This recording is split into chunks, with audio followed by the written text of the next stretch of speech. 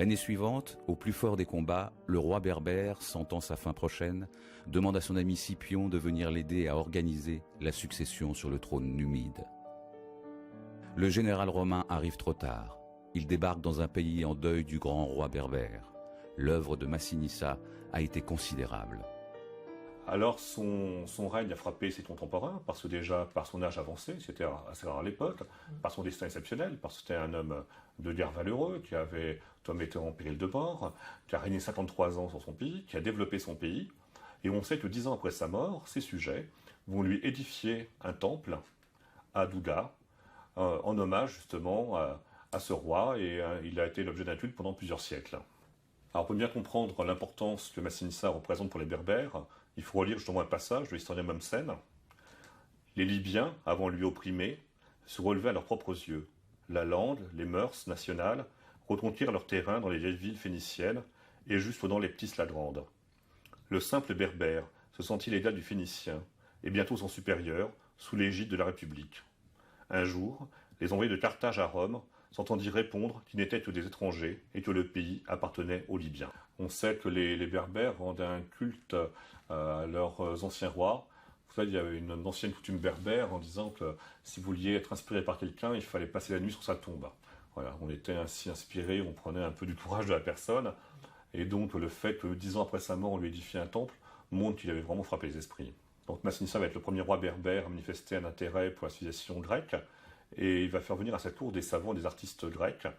Et cette tradition, on peut dire familiale, va perdurer tout au long des règnes suivants. Donc en 148 avant Jésus-Christ, quand Massinissa meurt, son fils Micipsa lui succède. Et 2 ans après, Carthage tombe. Alors Carthage ne tombe pas dans les sarcelles des rois massiles, mais devient la province romaine d'Afrique. Alors c'est une perte pour les Berbères, oui, parce que Carthage était une ville un petit peu symbolique, quoi. En plus, les Berbères, même s'ils avaient choisi le camp romain, étaient nourris de culture punique. Comme je disais tout à l'heure, la civilisation punique, c'est aussi bien de la culture berbère que de la culture phénicienne. Donc, comme la plus grande et la plus belle ville punique était Carthage, il est vrai que pour les rois berbères, ça aurait été, on peut dire, le joyau de leur couronne. Micipsa s'emploie à poursuivre l'œuvre de son père.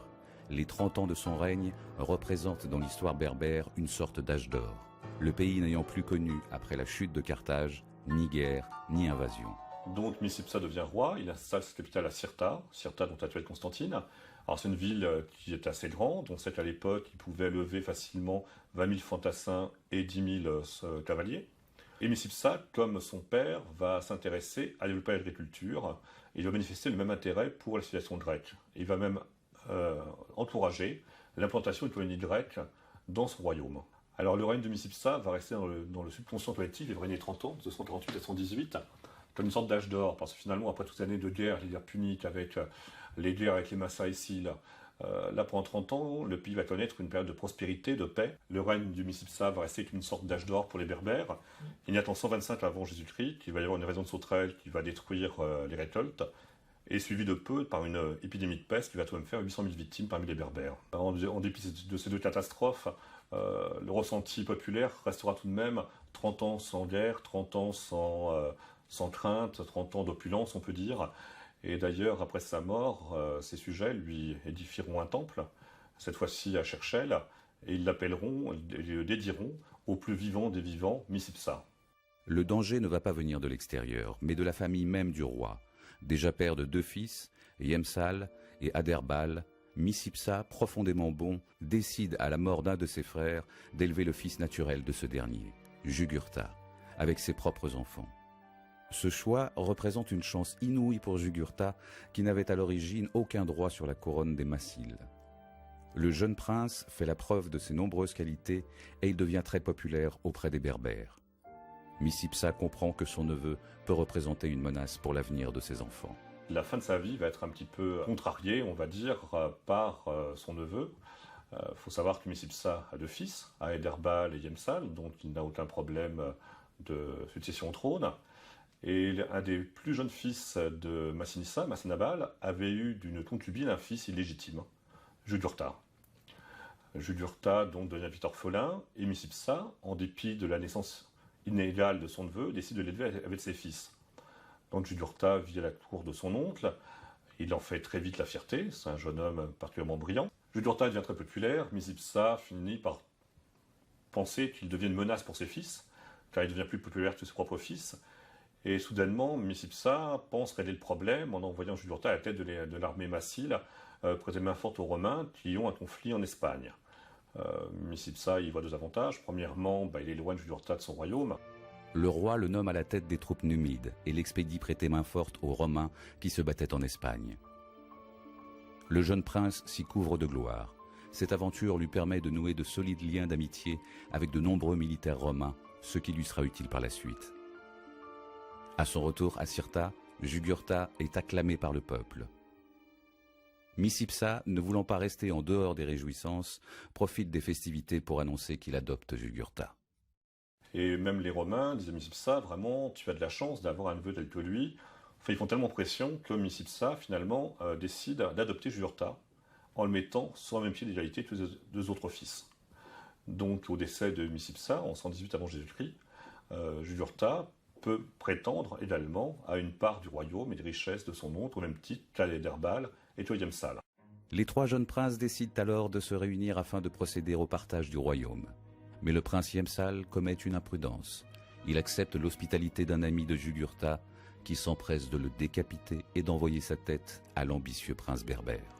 La nouvelle de cette mort remplit le royaume d'effroi et Adherbal lève une armée pour marcher contre Jugurtha. Aéderbal, évidemment, est offusqué, avertit Rome de ce forfait et décide de prendre la tête de l'armée pour battre Jugurtha. Malheureusement, Aéderbal est moins bon stratège que Jugurtha et Aéderbal est vaincu.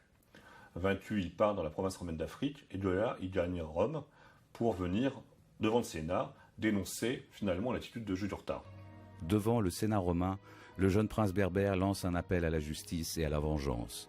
Mais il ignore que de nombreux sénateurs, corrompus par l'ordre de Jugurtha, soutiennent en réalité celui-ci. Mais le Sénat décide d'envoyer 10 députés qui vont venir en Afrique du Nord pour décider du partage du royaume entre Jugurtha et Aéderbal. L'ordre de Jugurtha sert à quelque chose. Jugurtha obtient la plus belle partie du royaume, la partie la plus riche, Aéderbal la partie la plus pauvre. Et en dépit de cela, Jugurtha, se sentant finalement toujours impuni, décide d'essayer de conquérir des territoires sur le royaume d'Aéderbal. Donc il fait à plusieurs reprises incursion dans son royaume. Et Aéderbal, à la fin, remonte une armée, vient à la rencontre de Jugurtha, et Aéderbal est à nouveau vaincu. En 113 avant Jésus-Christ, Adherbal ne doit la vie qu'à son repli sur Cirta.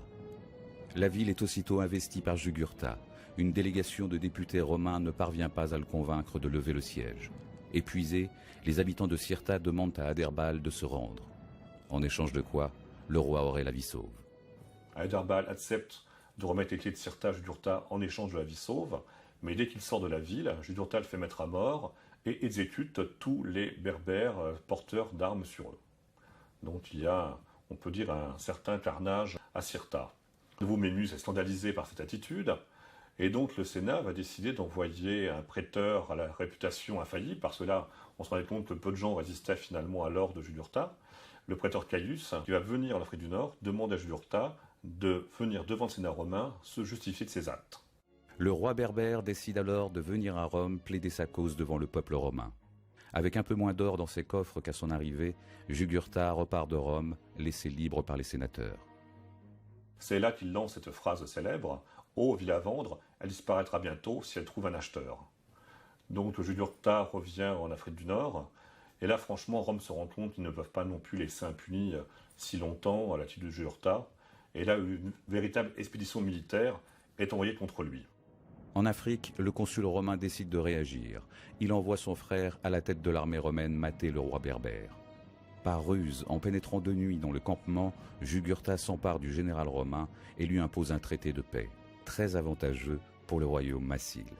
À Rome, la coupe est pleine, et là on décide d'une plus grosse expédition militaire pour combattre Jugurtha. Et là, cette fois-ci, en 109 avant Jésus-Christ, près de Galma, a lieu une bataille entre l'armée romaine et l'armée berbère, et Jugurtha est battu. Jugurtha est battu, et il commence à y avoir des défections autour de lui, et Jugurtha, finalement, va devenir méfiant, inquiet, se méfiant de son entourage. On le décrit comme étant quelqu'un devenu très inquiet ou très agressif. La chance semble alors changer de camp.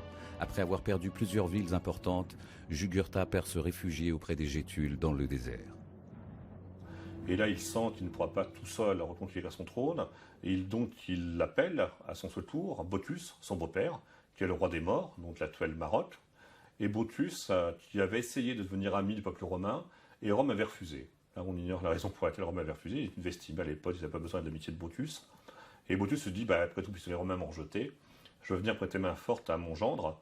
Et l'armée de Bottus rejoint l'armée de Jugurtha. Et ils vont essayer ensemble de chasser les Romains du royaume massile. Bottus et Jugurtha vont subir toute une série de revers. Et donc, au fil du temps, Bottus va finir par se demander s'il a choisi le bon camp. Il en arrive à envoyer 2 émissaires auprès des généraux romains pour demander s'il ne pourrait pas trouver des intérêts communs. C'était, disons, une porte ouverte à un retournement de situation. Et finalement, les Romains lui demandent évidemment de lui livrer Jugurtha. On sait que Bottus a beaucoup hésité sur le parti à prendre. Il décide d'organiser dans son camp une rencontre entre les Romains et Jugurtha. Alors, Jugurtha est persuadé qu'il va lui livrer le général Marius, qui est le général romain. Marius est persuadé que Bottus va lui livrer Jugurtha. Et finalement, donc, quand tout le monde arrive au camp de Bottus, la rencontre a lieu sur un tertre pour que tout le monde les voit bien. Tout le monde se désarme, car c'était dans les conventions de la rencontre. Et dès qu'il est désarmé, Jugurtha est arrêté, ses compagnons sont massacrés, et donc Bottus livre son gendre à Marius. Même Bottus pousserait une mini jusqu'à offrir par la suite à Rome une statue en or représentant la livraison de Jugurtha aux Romains. Donc Marius va ramener Jugurtha à Rome, et le 1er janvier 104 avant Jésus-Christ, Jugurtha, habillé en roi, mais couvert de chaînes, va donc être exhibé lors du triomphe de Marius, derrière le char de son vainqueur. On sait qu'à l'issue de ce triomphe, Jugurtha va finir ses jours dans les prisons romaines, sous le Capitole. Alors, on ne sait pas s'il est mort de faim ou s'il est étranglé. Enfin, en tout cas, on sait qu'il meurt en prison. Après Jugurtha, les Romains placent son frère Goda sur le trône massile. Le royaume connaît la paix pendant 17 ans.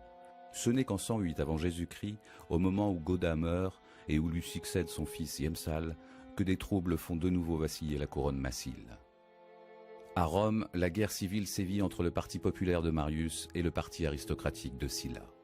Lorsque Marius s'empare du pouvoir à Rome, l'agitation atteint l'Afrique du Nord et Yamsal est renversé au profit de son frère Iarbas, favorable aux idéaux démocratiques. Tandis que l'ordre revient à Rome avec le retour de Sylla au pouvoir, la situation ne change pas chez les Massiles, jusqu'à l'intervention d'un jeune général proche de Sylla, Pompée, qui bat Iarbas et rétablit Yamsal sur son trône.